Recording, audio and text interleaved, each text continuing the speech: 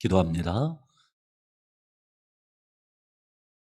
나 같은 죄인 부르셔서 참 소망을 주시고 우리에게 하늘 아버지를 알게 하시며 그 하나님 아버지의 구속의 은총을 알게 하시고 듣게 하시고 깨닫게 하시고 믿게 하시며 순종하게 하신 은혜 감사합니다.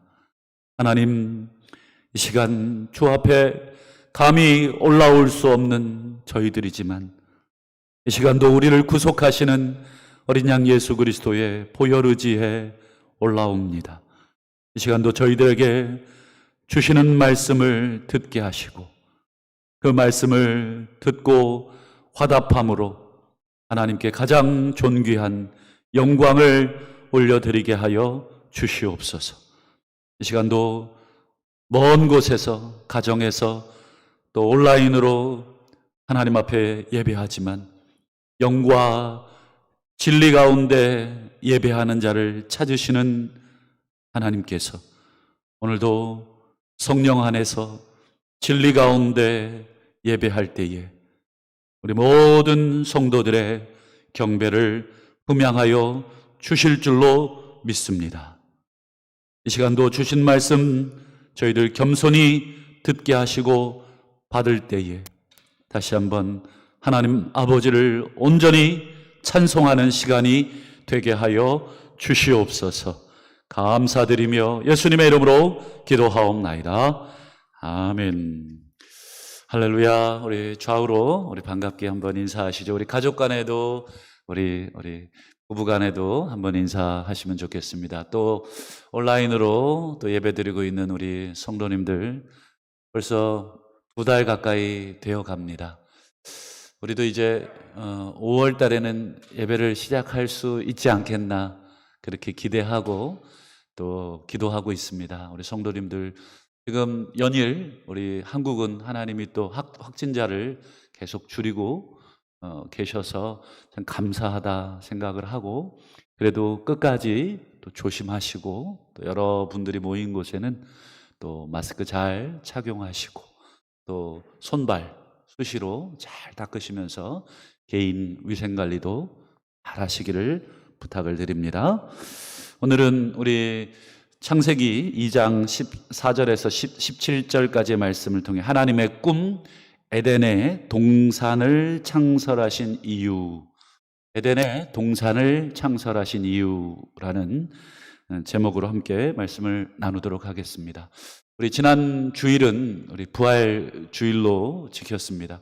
참 올해처럼 이렇게 부활 주일 참 뭐라 그럴까요? 그냥 조용하게 참 보낸 적이 좀 신앙생활하면서 처음 아닌가 싶습니다만 나름 또 하나님 앞에 이런 또 부활절도 한번 우리가 드리는 것도 의미가 있겠다 생각을 했습니다. 지난주 우리 더 좋은 부활을 얻으려면 이라는 말씀을 나누었죠. 그래서 우리가 더 좋은 부활 그것이 어떤 의미인지를 잠시 나누었고 그 더 좋은 부활에 우리가 들어가려면 어떤 삶을 살아야 하는가 우리 빌립보서 3장의 그 사도 바울의 고백을 통해서 우리가 나누었죠. 사도 바울은 평생에 소망이 있었죠. 그게 바로 예수 그리스도를 닮는 것, 그분과 자기 자신이 하나가 되는 것. 그것은 어떤 신비한 어떤 영적인 어떤 그런 체험이라는 개념보다는 예수 그리스도가 사셨던 그 삶의 방식, 그분은 십자가를 향해 고난의 삶을 사셨고 궁극적으로는 십자가에서 자신의 모든 것을 다 내어주셨다. 그게 사도 바울이 닮고 싶었던 예수 그리스도. 왜 그런 삶을 선택했는가? 그것은 바로 더 나은 부활, 예수 그리스도의 부활에 어떻게 하든지 이루고자 했던 바울의 소망이었고 우리도 사도 바울의 권면과 가르침을 이어받아서 너희도 나를 본받는 자가 되라. 그 말은 바로 사도 바울이 예수님을 본받았듯이 우리도 이 땅에서 어떻게 살아야 하는가. 그래서 여러분 절대로 그냥 여러분 부활은 없습니다.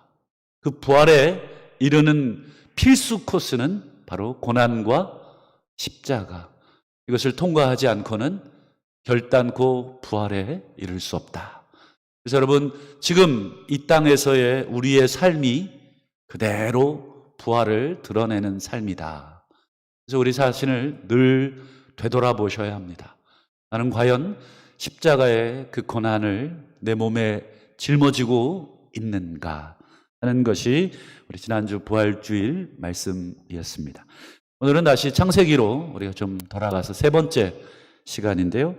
오늘 에덴 동산에 대한 이야기, 오늘 사실 살펴봐야 될 게 많이 있습니다. 하나님께서 인간을 이제 창조하시고 여러 가지 많은 걸 봐야 하지만 선악과 이야기도 나오고, 그것은 이제 다음 주에 조금 더 살펴보기로 하고, 오늘은 에덴 동산에 대해서만 함께 말씀을 나누려고 합니다. 여러분, 지난 우리 1장 전체적으로 하나님이 천지를 창조하신 내용 우리가 살폈죠. 그리고는 안식을 정점으로 천지 창조가 다 마무리가 됩니다. 그런데 하나님이 천지 창조는 아니지만 어떤 지상의 한 곳에 동산을 만드시네요. 어디 8절을 한번 다시 보시면, 여호와 하나님이 동방의 에덴에 동산을 창설하시고, 여기가 어딘가 수많은 사람들이 찾아 헤매고 있는데 아직 정확한 곳은 모릅니다. 저도 예전에 한번 이란을 한번 성지순례를 간 적이 있다고 말씀을 드렸는데, 그 가이드가 저희를 에덴 동산으로 추정되는 곳으로 데려가더라고요. 여기가 에덴 동산으로 추정되는 곳이라고. 조그마한 동산인 줄 알았더니 엄청난 크기의 땅을 보여주더라고요. 하긴 그럴 만하다 생각이 드는 게 많은 것들이 그 안에 있어야 하니까. 어쨌든 그것도 이제 찾을 수는 없습니다. 어쨌든 에덴의 동방의 에덴이라는 곳에 하나님이 이 동산, 우리 개념의 동산은 조그마한 땅인 것 같은데 사실은 사방이 물로 갖춰진 땅이라는 개념입니다. 이 동산이라는 개념이. 그래서 오늘 이따가 보겠습니다만 에덴 동산에 4개의 강이 두르고 있는 것을 보게 됐죠. 그러면 이제 에덴 동산에 대한 묘사가 중요한데, 우리 9절을 보시면, 여호와 하나님이 그 땅에서 보기에 아름답고 먹기에 좋은 나무가 나게 하시니 동산 가운데는 생명나무, 선악을 알게 하는 나무도 있다. 자, 여기 보시면 여러분, 에덴 동산에 무엇으로 지금 가득 채우십니까?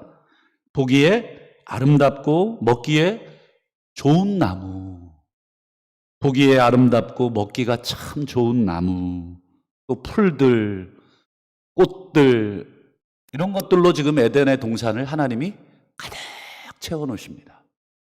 여러분, 요즘 꽃 구경 좀 다니셨습니까? 여러분 어려워서 저도 그래도 가끔 모악산 자락도 한번 올라갔다 오고 그랬습니다.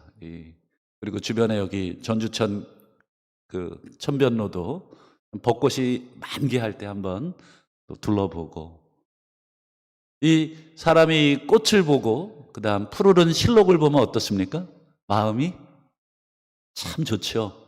그리고 죽었던 그 겨울에 다시 새롭게 살아나는 그 색깔들, 참 저는 개인적으로 하나님은 미술을 참 좋아하신다. 그리고 음악을 참 좋아하신다.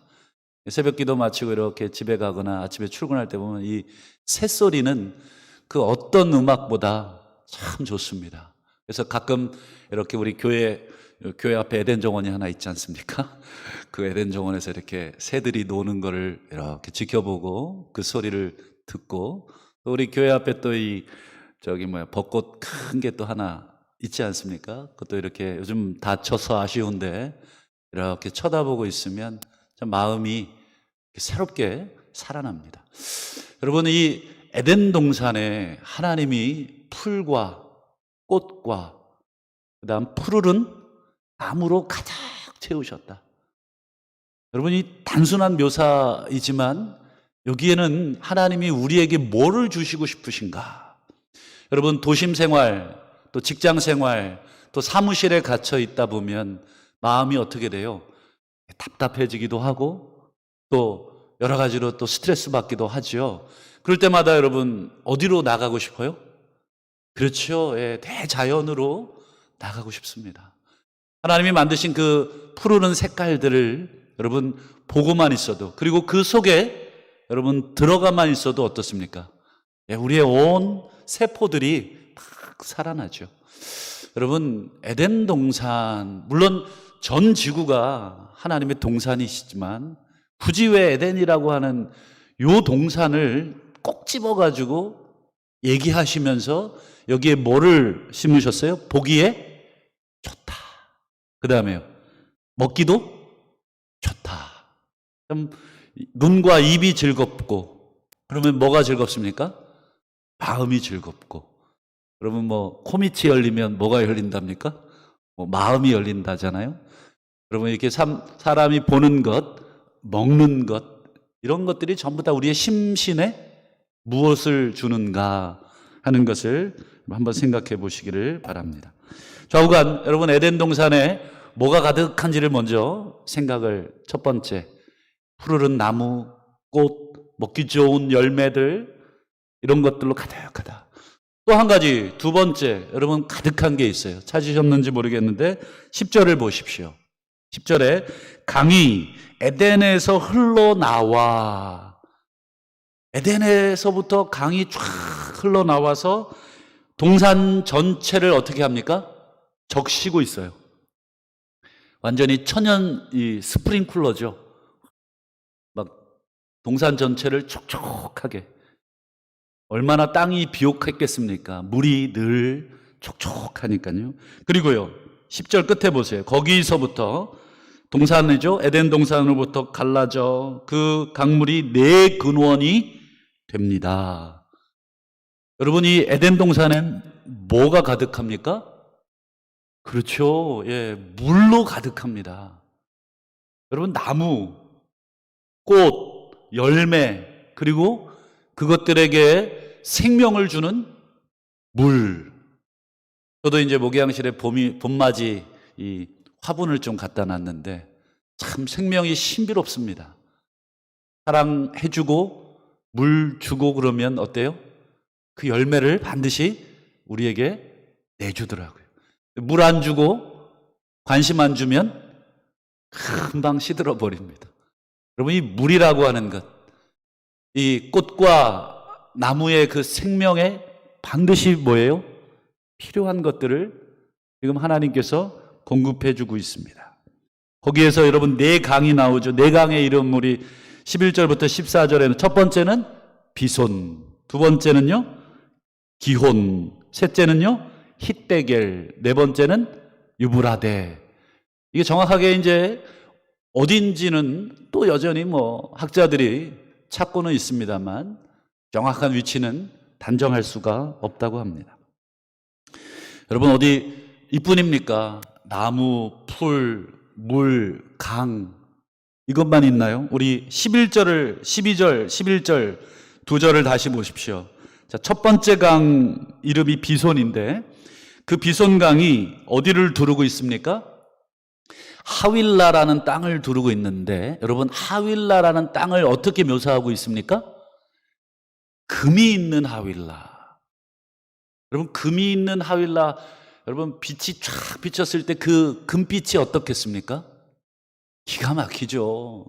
바짝바짝바짝한 그 금빛이 그 땅을 다 비추고 있는데 거기에 강이 흐르고 거기에 푸르름이 확 쏟고, 여러분 보기만 해도 여러분 무슨 만화의 한 장면 같습니다.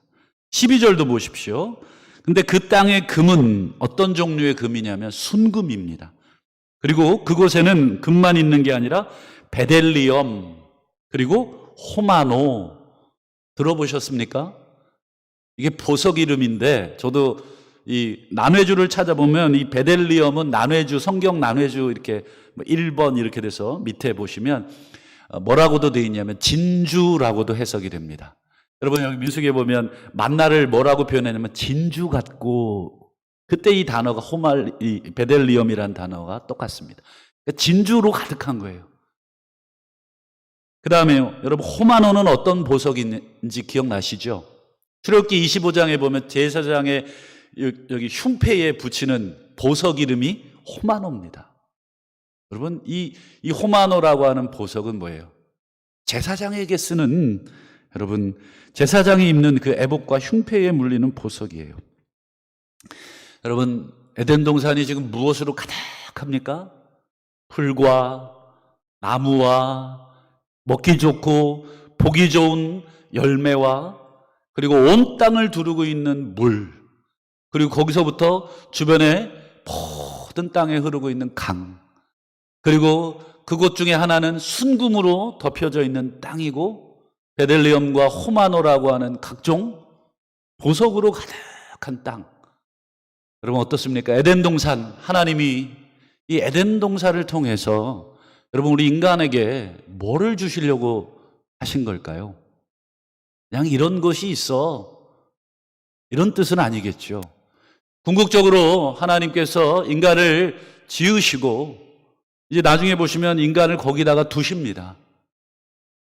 그 에덴 동산에 인간을 두신 그 에덴 동산은 여러분 궁극적으로 우리 인간들에게 하나님이 생명을 알려주시기 위한 것입니다. 생명의 푸르름, 물이 공급함으로 말미암아 풀과 나무들이 주는, 인간에게 주는 그 생명의 신비함.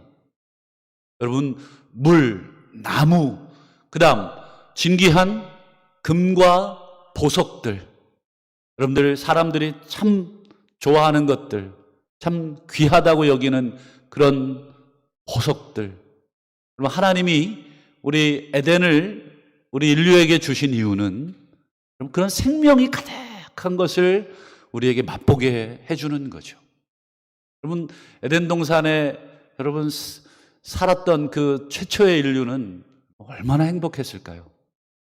우리도 풀이 가득하고 정원이 잘 꾸며진 식당이나 어떤 집, 저도 요즘 신방을 가면 집마다 이렇게 둘러보게 되는데 참 꽃과 풀 이런 걸 참 잘 키우시는 분들 계셔요. 하나님답다. 하나님도 그 참 정원을 잘 꾸미시지 않습니까? 그런 면에서 그 생명의 온통한 기운들을 우리에게 하나님이 주시는 것입니다. 한마디로 에덴 동산은 어떤 곳입니까?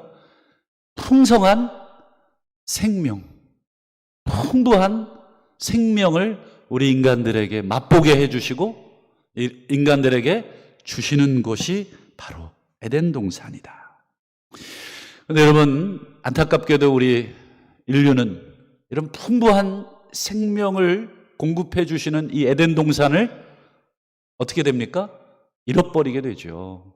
그게 이제 다음 주 살펴볼 3장의 내용입니다. 여러분, 더 이상 우리 인류는 이 에덴 동산을 소유하지는 못하고 있습니다. 지리적으로 어디에 있는지도 모르고, 이런 에덴 동산은 하나님께서 이제는 폐쇄를 시키셨는데, 그런데 여러분, 비록 우리가 에덴 동산을 소유하지 못하지만 하나님은 우리 인류에게 원래 주시고자 했던 이 풍부한 생명, 이것을 누구를 통해서 다시 여러분 회복시키시기를 원하고 계십니까?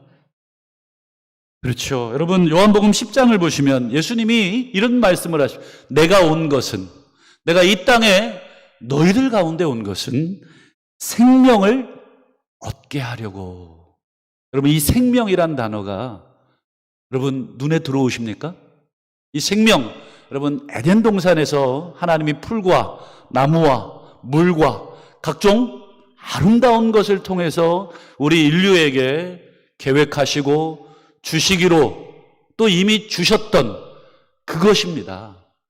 여러분, 그것을 인류가 잃어버렸지만 하나님께서 그 잃어버렸던 그 생명, 그 잃어버렸던 풍성한 생명을 지금 예수께서 요한복음 10장에 내가 인자가 온 것은 양으로 생명을 얻게 하려고.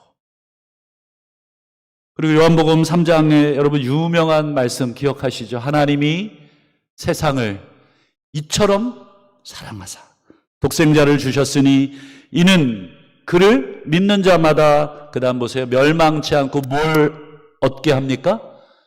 영생을, 여러분 영생이 뭐예요? 영원한 생명 아닙니까? 결국 여러분 예수님께서 이 땅에 오심, 뒤집어 얘기하면 하나님이 다시 예수 그리스도를 우리 인류에게 보내심은 마치 최초의 인류에게 에덴 동산을 만들어 주신 것과 똑같은 이유입니다. 에덴 동산을 통해서 인류에게 그 풍성한 생명을 맛보고 즐기고 그 안에서 눈과 입과 마음과 몸이 정말 아프지 않고 건강하여 정말 건강한 사람, 여러분 서로 건강한 모습으로 그렇게 대할 수 있는 곳, 그게 에덴 동산이었는데 그게 다 파괴가 됐어요. 그래서 우리가 서로를 볼 때 건강하지 못한 모습으로 보게 됐지만, 여러분 예수 안에 다시 그 생명, 예수께서 주시고자 했던 그 생명, 하나님이 예수 그리스도를 통해 주시고자 하셨던 멸망이 아니라 저주가 아니라 다시 하나님의 생명, 신적인 생명, 그게 영생입니다. 그 영생을 여러분 예수 그리스도를 통해서 우리에게 주시려고 합니다. 참 좋죠. 요한복음 7장에 여러분 이 말씀 기억나시죠? 나를 믿는 자는 그 배에서 생수의 강이, 여러분 생수의 강이 흘러납니다. 여러분 생수의 강이 흘러나왔던 첫 번째 장소가 오늘 읽으신 창세기 2장에 에덴 동산에서 생수의 강이 에덴 동산을 온통 적시고 적시다 못해 그게 흘러넘쳐서 주변에 모든 곳으로 흐르고 있는 것. 여러분 예수 그리스도를 믿는 것은 뭐예요? 나 혼자 그 풍성함을 누리게 하는 것이 아니라 그 사람 안에서 그 강이 넘쳐서 흘러 넘쳐서 여러분 주변에 많은 곳으로 넘치게 하는 것. 여러분 그러니까 예수 믿는 것은 나 하나 딸랑 여러분 이렇게 구원하는 개념이 아니군요. 여러분 이제 에덴 동산을 여러분 조금 더 생각해 볼 게 있습니다.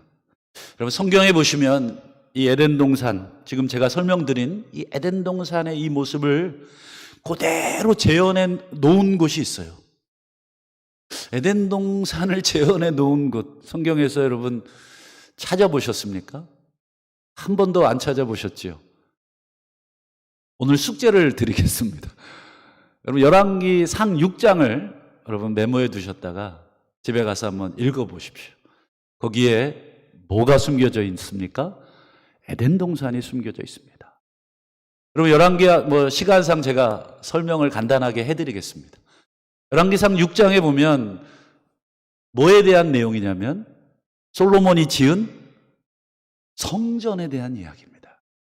여러분 그냥 성전 7년 만에 뚝딱 지었다, 물론 7년이 뚝딱은 아니지만 성전 그냥 지은 걸로만 우리가 생각을 했죠.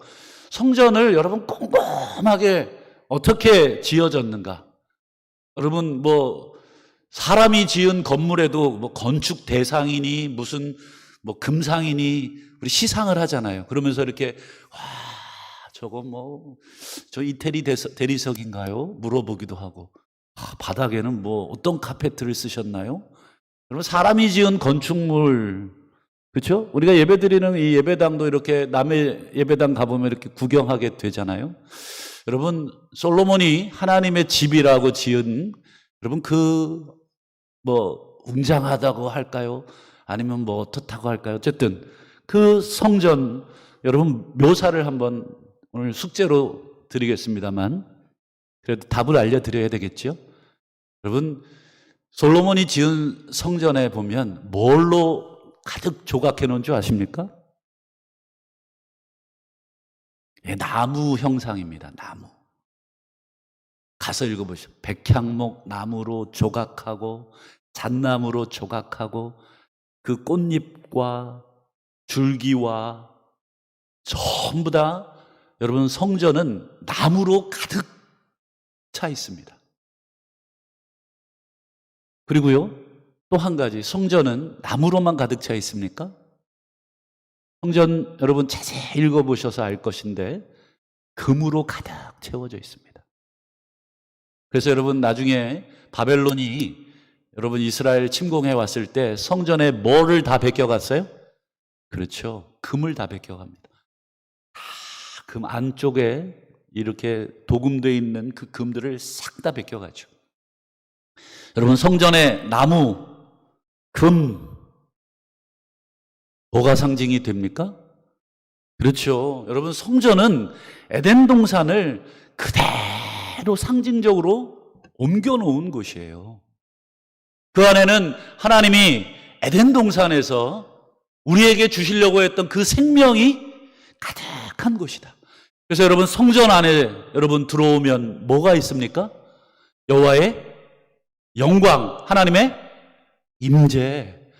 여러분 주의 앞에는 뭐가 있습니까? 생명이 있습니다. 여러분 성전 안에 들어온 자들, 특별히 지성소 안에 들어오면 인류의 모든 죄가 용서받고 어떻게 됩니까? 새로운 생명을 부여받는 곳, 거기가 바로 성전입니다. 에덴 동산에서 하나님이 주시려고 했던 그 생명이 그대로 어디서 지금 재현이 되고 있습니까? 에덴 동산에서, 성전에서 그것을 재현하고 있는 것입니다. 그래서 여러분 성전과 에덴 동산은 닮아 있습니다.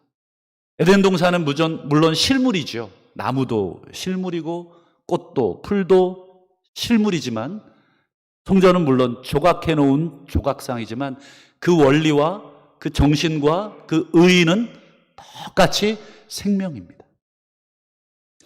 그러니까 여러분 아파트 이렇게 사시기 전에 뭐 보시나요?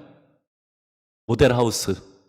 모델하우스는 여러분 진짜 들어가서 살고 집이 아니지만 진짜 집하고 어떻게 해요? 똑같이 만들어 놓죠. 아, 이거 이렇구나. 아, 재질은 이렇구나. 구조는 이렇구나. 미리 모델하우스 통해서 실제 들어갈 집을 미리 보게 해주지 않습니까? 여러분 에덴 동산이 원형이고 성전은 뭐예요? 그 에덴 동산을 그대로 보여주는 모델하우스예요. 성전은 에덴 동산을 본떠서 만드는 것입니다.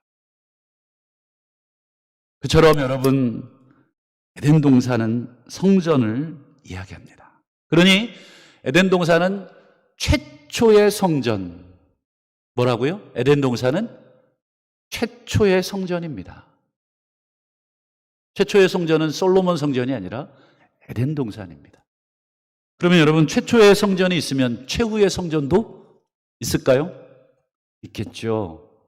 여러분 요한복음 2장을 보시면 예수님이 이런 말씀을 하시죠. 예수께서 대답하여 이르시되 너희가 이 성전을 헐라 내가 사흘 동안 일으키리라. 이 얘기를 하신 이유가 뭐예요? 요한복음 2장 21절에 보면 예수는 성전된 자기 육체. 여러분 분명하게 명시적으로 예수님은 자기의 몸을 뭐라고 표현하고 있어요? 성전. 여러분 에덴 동산에서 성전을 시작하신 하나님은 이제 예수 그리스도의 육체 안으로 여러분 그 성전, 그 에덴 동산을 지금 옮겨 놓으신 것이고, 그래서 여러분 아까 말씀드린 요한복음 10장에 내가 온 것은 양으로 생명을 얻게 하고, 여러분 예수 그리스도 안에 있으면, 에덴 동산 안에 있으면 여러분 그 풍성한 생명을 우리가 그냥 느끼고 그냥 경험하듯 성전 안에 있으면 우리의 모든 죄악들이 다 용서되고 새로운 생명을 부여받듯 우리가 예수 그리스도 안에 있으면 어떻게 되는 거예요? 새로운 생명을 부여받는. 하나님이 세상을 이처럼 사랑하신 이유, 그것은 바로 예수 그리스도를 보내심으로 다시 인류가 잃어버렸던 그 하나님의 생명을 다시 주시려고 하는 것.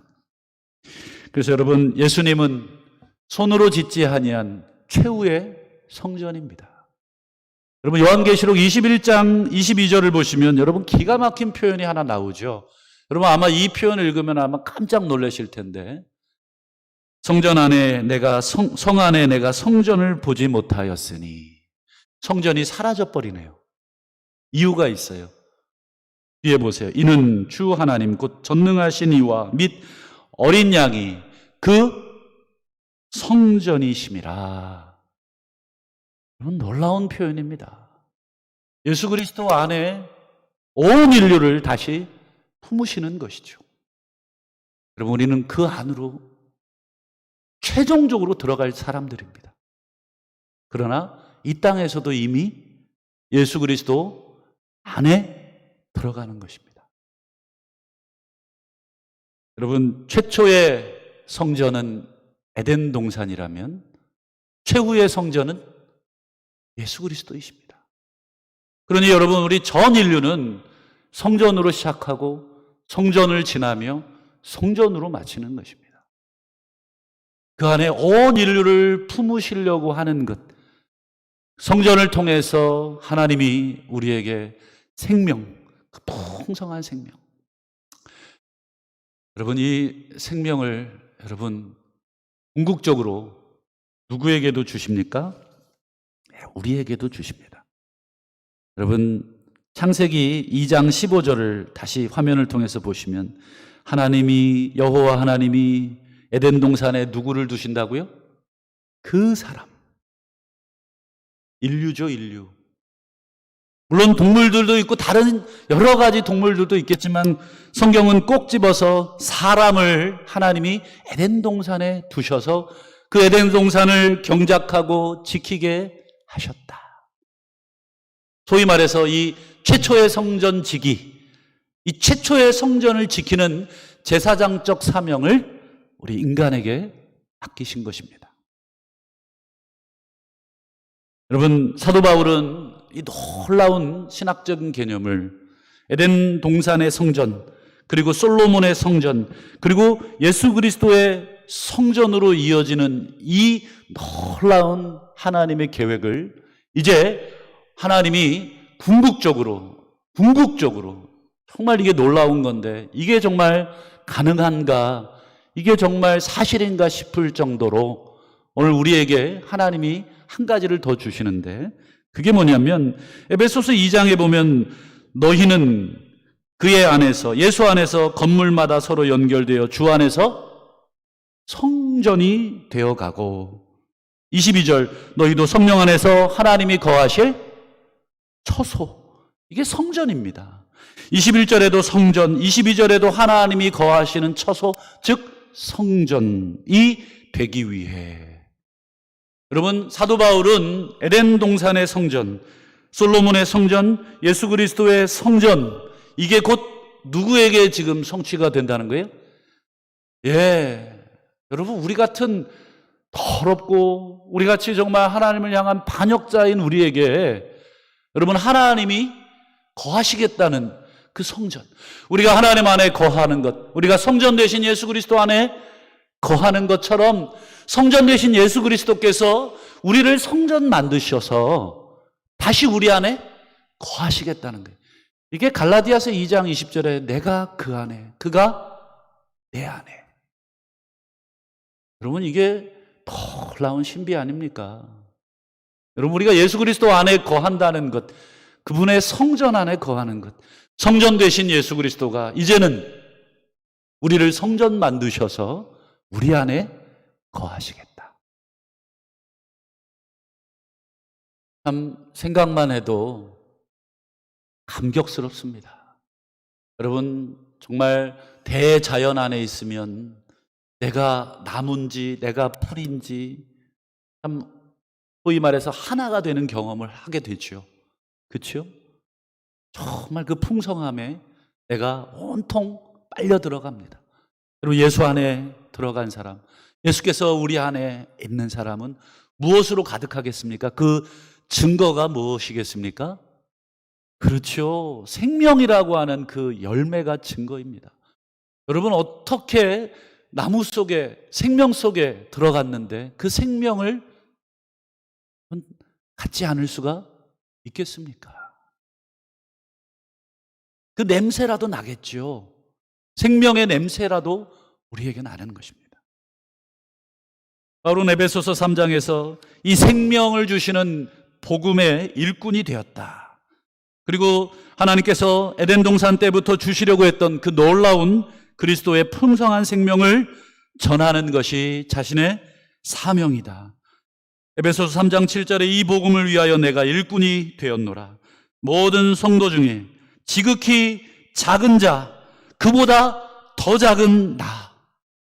그건 얼마나 자기 자신이 그 생명이 풍성해지자 자기에 대한 인식이 얼마나 깊어집니까? 여러분, 우리 하나님 앞에 우리가 내세울 의로움이 어디 있습니까? 하나님의 생명이 들어가면, 그 생명이 우리 안에 살아나면 여러분, 우리는 죄인이라고 하는 것밖에 깨달을 수가 없다. 어찌하여 우리에게 이러한 생명을 주셨는가? 지극히 작은 자보다 더 작은 나구나라고 하는 사도 바울의 고백이 결국 우리의 고백이 되게 되어 있습니다. 이 나에게 이 은혜를 주신 것은 측량할 수 없는 그리스도의 풍성함. 여러분, 이 단어를 잘 보십시오. 그리스도의 풍성함. 여러분, 이 풍성함이라고 하는 이 표현을 바울이 쓸 때는 뭘 염두에 뒀을까요? 생명의 풍성함. 에덴 동산의 그 풍성함. 물과 나무와 풀과 먹을 것과 보기 좋은 것이 풍성한 그 하나님이 원래부터 우리에게 주시려고 했던 그 생명이 예수 안에 있고, 예수를 바라보니 그분의 풍성함이 있다. 그래서 그 풍성함을 내가 전해주고 싶다.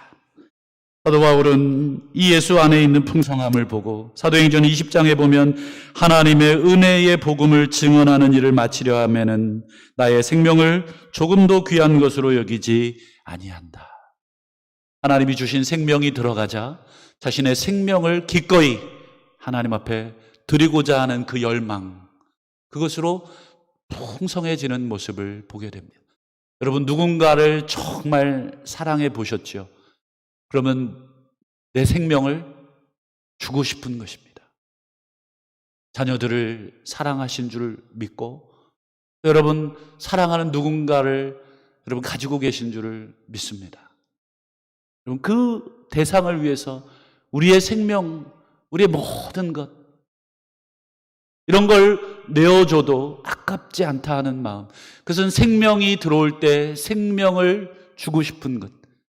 그래서 여러분, 하나님의 생명이 여러분 우리에게 주어졌다는 것, 하나님이 당신의 생명을 우리에게 주셨다는 것은 하나님이 우리를 얼마나 사랑하셨는가. 여러분, 이거를 10,000번씩 얘기해도 부족함이 없습니다. 하나님이 나를 얼마나 오늘 종일토록 이 고백하셔도 여러분 부족함이 없습니다. 주님, 나를 왜 이토록